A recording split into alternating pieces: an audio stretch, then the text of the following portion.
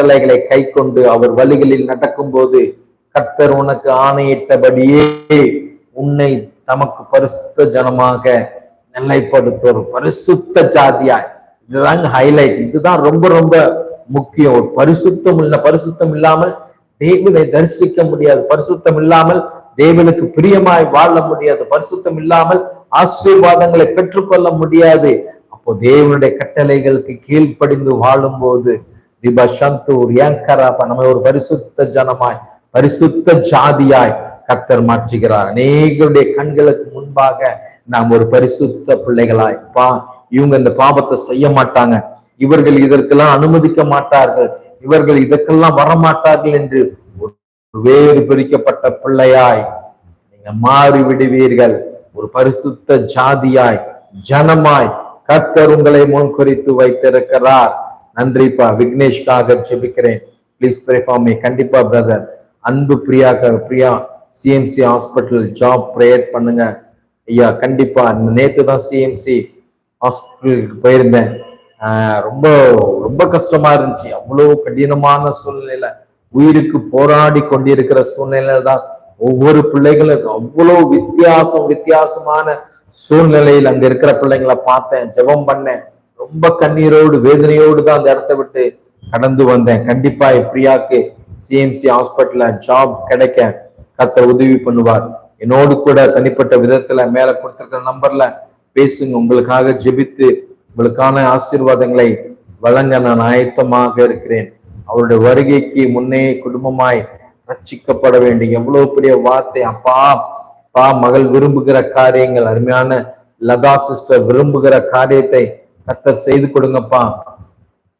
முழு குடும்பமாய் ரட்சிக்கப்பட வேண்டும் என்கிற அந்த வாஞ்சை தாகத்தை கர்த்தர் நிறைவேற்றுங்கப்பா. சிஸ்டர் கண்டிப்பா உங்கள் விருப்பத்தின்படி, உங்கள் மன விருப்பத்தின்படி கர்த்தர் செய்து முடிப்பேன் என்று வாக்கு பண்ணுகிறார்.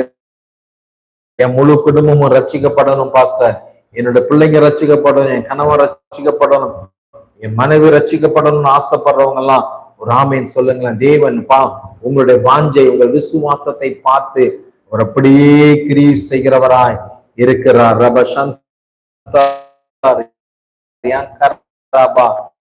நன்றிப்பா. அருமையான சாந்தா ரேவதி மானாமதை குடும்பமாக ரட்சிக்கப்படணும்.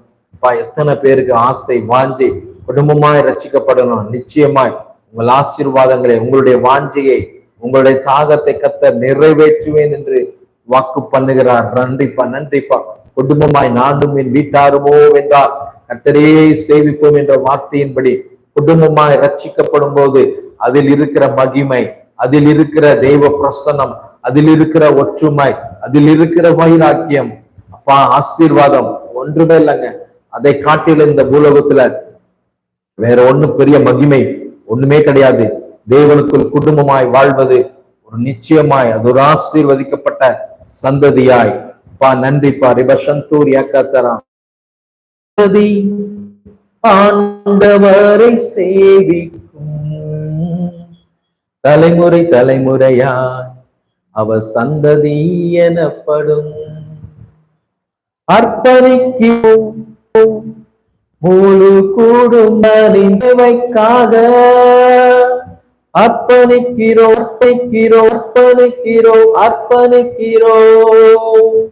முழு நீங்கள் தேவனால் தெரிந்து கொள்ளப்பட்ட ஒரு சந்ததியாய் இருப்பீர்கள். தேவன் ஆசீர்வதித்த ஒரு சந்ததியாய் தேவனால் தேவன் ஆசீர்வதித்த ஒரு சந்ததியாய், தேவனால் நீங்கள் முன்குறிக்கப்பட்ட சந்ததியாய், சந்ததியாய் நீங்கள் தேவனை ஆசீர்வதிக்க தொடர்ந்து ஆராதிக்கிற பிள்ளைகளாய் இருப்பீர்கள் என்பதில் மாற்றம் இல்லை. ஆமேன். அப்பொழுது கர்த்தருடைய நாமம் உனக்கு தரிக்கப்பட்டது என்று பூமியில் ஜனங்கள் எல்லாம் உனக்கு பயப்படுவார்கள். பரிசுத்த ஜனமா இருந்தீங்கன்னா பரிசுத்தமும் உங்ககிட்ட நெருங்காது. நான் அடிக்கடி சொல்வேன், பாவத்தை பார்த்து பரிசுத்தம் பயப்படக்கூடாது, பரிசுத்தத்தை பார்த்துதான் பாவம் பயப்பட வேண்டும் என்று அதே ஆண்டவர் வார்த்தையாய் கூறியிருக்கிறார். உங்க பரிசுத்தத்தை பார்த்து உங்களோடு இருக்கிறவர்கள் எந்த தீய காரியங்களையும் உங்ககிட்ட கொண்டு வராதபடிக்கு உங்களை குறித்து அவர்கள் எச்சரிக்கை உள்ளவர்களாய் உன் தேசத்தில் உன் பிதா கனியிலும் உன் மிருக ஜீவனை பலனிலும்